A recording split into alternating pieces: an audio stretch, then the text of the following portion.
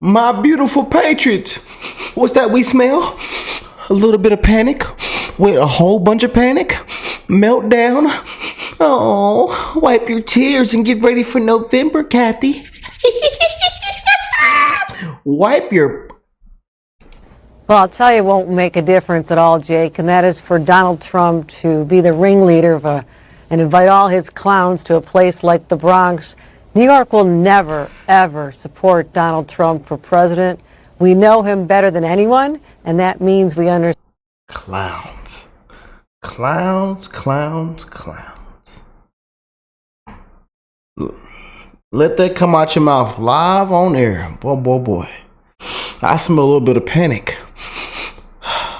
Oh, man. The denial is going to be amazing, you guys. These next 6 months are going to be amazing, and I hope you're ready.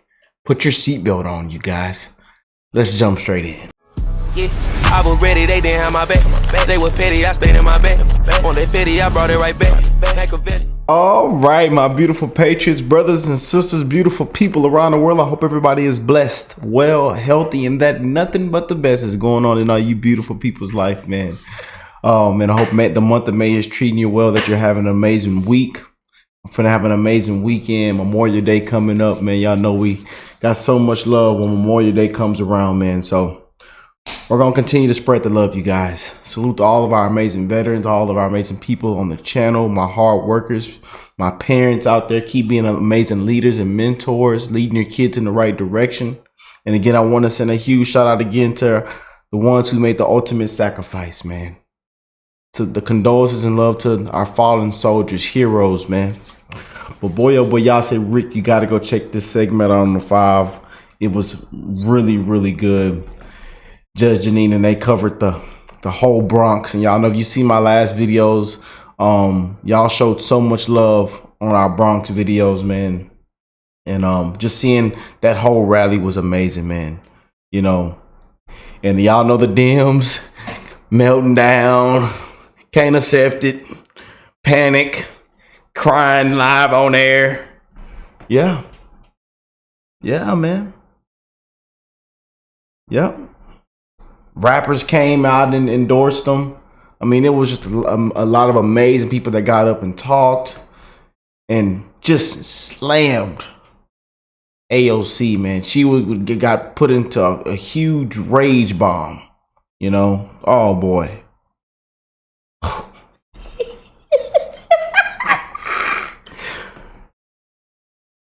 Kathy had to come out on there and say, these clowns. So boy, I got to hear the response, man. Y'all know oh man. Oh, I got to hear it. I got to check this out, man. So make sure y'all drop a like, subscribe to the channel if you are new here, and just know that we're wishing the best in all you guys' life, man. I encourage you to spread the love to one another. Check on your loved ones. Call them, text them, give them a hug for me. I'm telling y'all, we are living in some dark times right now, you guys. Some very, very dark times. You know? And we got to save America, y'all, for real. People are laughing at us, man. We have been declining for quite a long time. Still are. Like, we're declining, y'all. For real. So please spread the love to one another, man. Suicide rates, depression, anxiety, PTSD is at an all-time high in 2024. People are struggling, you guys. The criminals and the others are smiling more than us, man. For real. Walk outside. You'll see what's going on. Homeless veterans. I mean, it's just sick, man. It really is. So I encourage you to spread the love. Please. Let's jump straight in, man. I don't mean to get into a little rant and get real, but I get fired up, man. Because there's a lot of things that's going on right now, man, that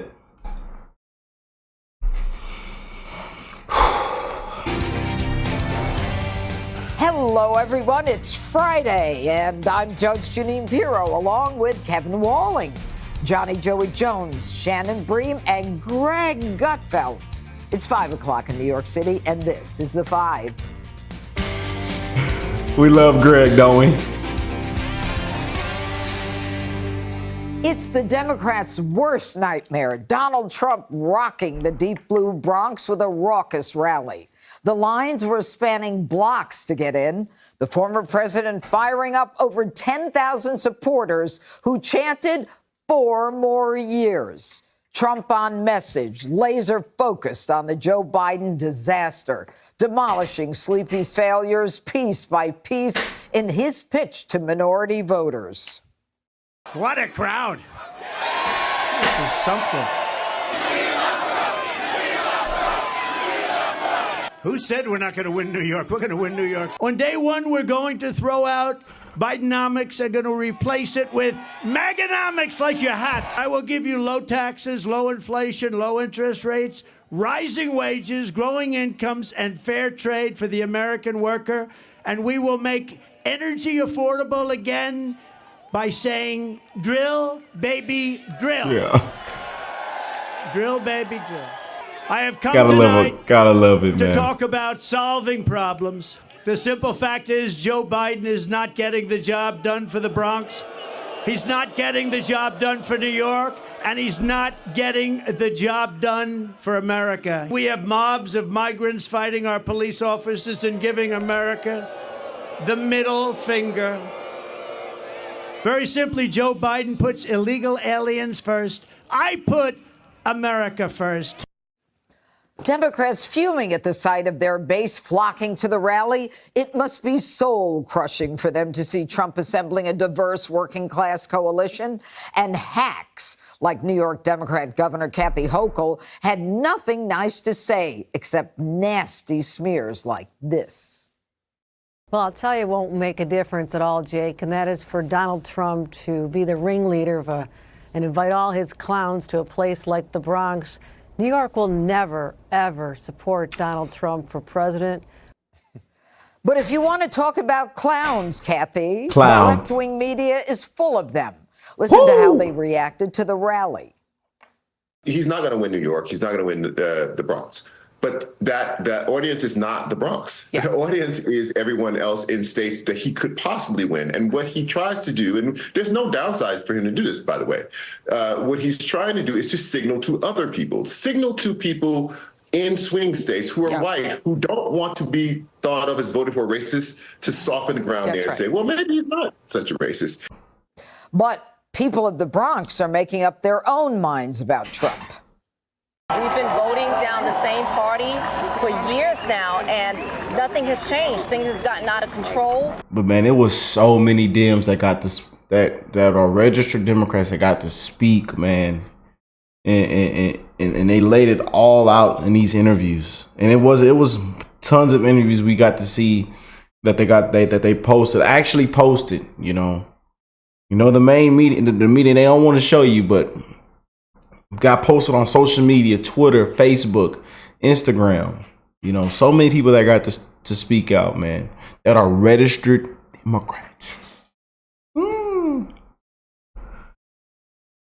Tide is turning, y'all. Tide is turning. And we get in our comment section every single day, man. Sick and tired of being sick and tired of being sick and tired. It's time for a change. Time to save America, man. Declining. Straight down the hill. We're dealing with housing situations. We're dealing with homelessness, the mentally ill, crimes. The cost of living has spiraled out of control.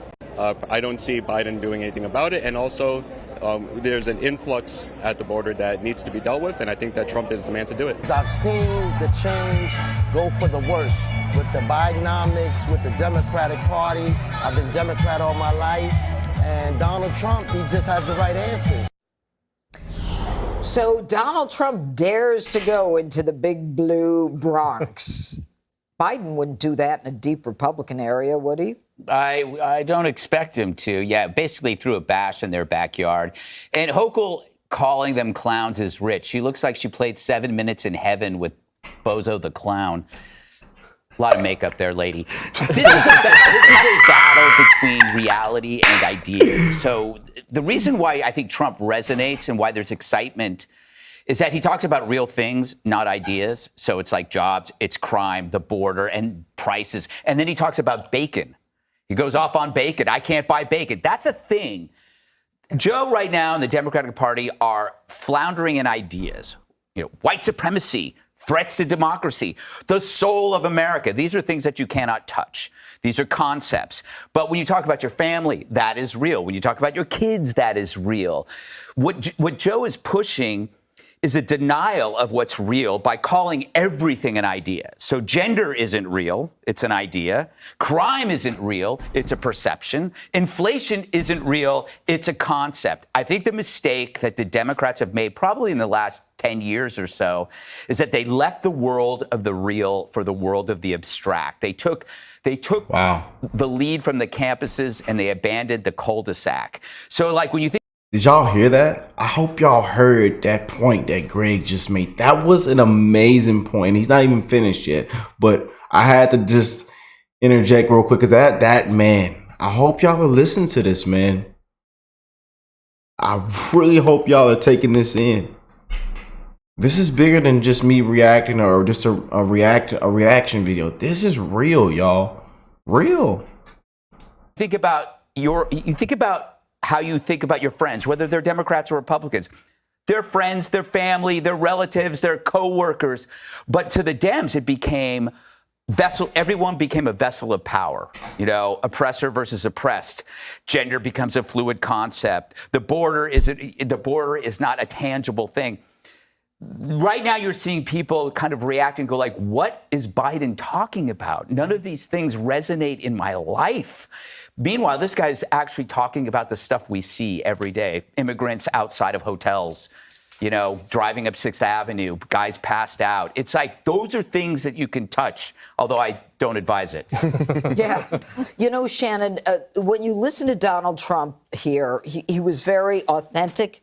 He was himself. There were no sweeping generalizations. There were no, there was no hyperbole. He was just real. I mean, Greg is right about that. I mean, do you think that he hit the message the way he wanted to? I think he feels like there's an opportunity. Republicans see an opportunity to say there's been a shift. They want to point to Democrats, for example, the progressive stuff and what's happening on campus, saying they're now the ultra elite Ivy League educated folks. We're now the working class party. That's the argument they want to try to be able to make. So I think he was willing to go here and let the optics do some of the talking, where President Biden goes to very controlled environments. They're much smaller things. And as you said, I'm not sure that he's going to go to Alabama and try to do an event down there. But President Trump seems willing to go into here. He knows not everybody in the Bronx loves him. He's a New Yorker. He knows how this works.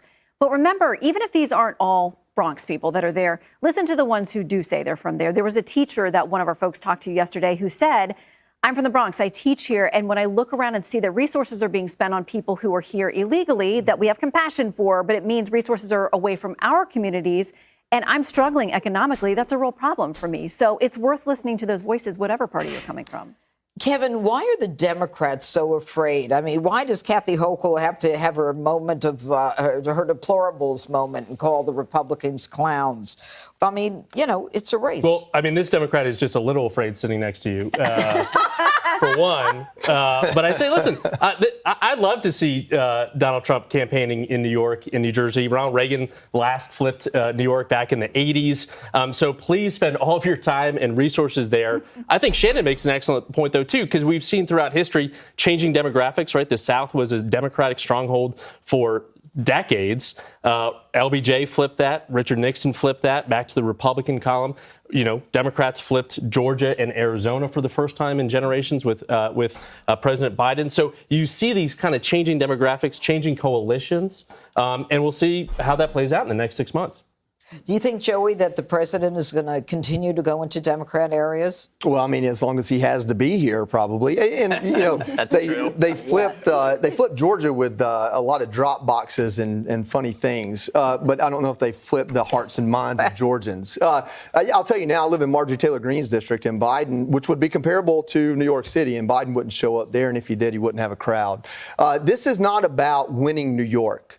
This is about signaling to the rest of the country, and especially especially those that have big checks to write, hey, you're safe to bet on me because I can go to the place that I should have nobody show up and get a roaring crowd. This is about Cobb County and Gwinnett County, Georgia. You might not win Fulton, but can you bring in 5,000 more votes in the other two counties that touch rural Georgia? This is about the people in Milwaukee and Detroit, Minneapolis, states that Trump was competitive in 2016 that might can come back in 2024. And you watch that and you see where that lady goes, we've been Democrats forever and nothing's changed. That's only half true. Things have changed. The policies that Democrats have enacted in big cities and urban areas to control rent and to control education and to do things to try to even the playing field and bring in equity have only hurt them. It's only held people down. And so what has changed is the opportunity for those people to keep up with the rest of the country who's seen prosperity since 2008. And so does it matter if he wins New York? No. What matters is everyone sat at home and watched that and said, wow, in Texas, the bigger belt buckle you wear, the more there better be behind it. You should have won a rodeo. That's like walking in with a big belt buckle. That's what that is. That's signaling to the country, I can do this in New York. Yep. What's with the dark shirt? I don't know. It's blue. It matches the tie. I know. I don't know. You look like it's got a pocket square too. What's with the school uniform? It's Friday. We got to love Greg, man. I like that that last piece he left in there, man, because I'm from Texas, so y'all know how we do it down here in Houston, Texas, man. Shout out to my Texas folks, man. It's Friday. It's free dress day, Joey. You look like you sell Winnebagos. Oh man. We see a lot of comments in the comment section. My beautiful patriots talking about, most of us only watch the show for Greg, watch Fox for Greg and Jeanine and what's her name. So, oh man, that was a really good one though, you guys, and a lot of amazing messages pointed out in that video in this show. So, hope y'all guys took that in, man. It's bigger than just a reaction channel, y'all. There's a lot of real things going on, man, that I love to talk about and make huge emphasis about, because it's just people are struggling, man. We are declining for real. Let me, is that a Jessica Tarloff cup? Does that cup say Jessica Tarloff? Let me go and click off this. Y'all miss old Jessica, don't y'all? I can already see the comments now. Let me go and get out of here, y'all. But hey, I love you guys, man. We wishing the best in all you guys' life, man. For real, spread the love, man.